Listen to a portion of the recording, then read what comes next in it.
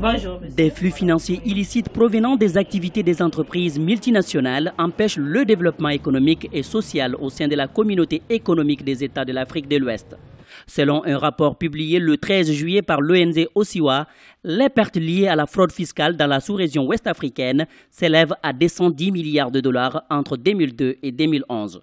En cause, les pratiques illicites des multinationales opérées dans ces pays de la CEDEAO. Beaucoup de multinationales ne donnent pas de bonnes informations par rapport aux services qu'elles fournissent entre elles. Vous savez, elles sont implantées dans certains pays et il y a des transferts de biens, il y a des transferts de services et elles sous-facturent, elles n'annoncent pas les véritables tarifs et de ce fait, elles payent moins d'impôts. Il arrive que certains pays acceptent des conditions totalement inacceptables de la part de ces multinationales pour justement que ces dernières s'installent chez elles et qu'elles n'aillent pas ailleurs.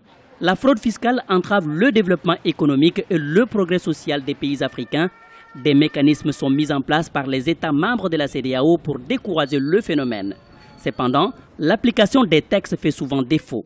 Pour des économistes, l'accent doit être mis sur la transparence et la bonne gouvernance afin de lutter contre ces fléaux. C'est un phénomène global pratiqué par les multinationales à travers des mécanismes assez complexes.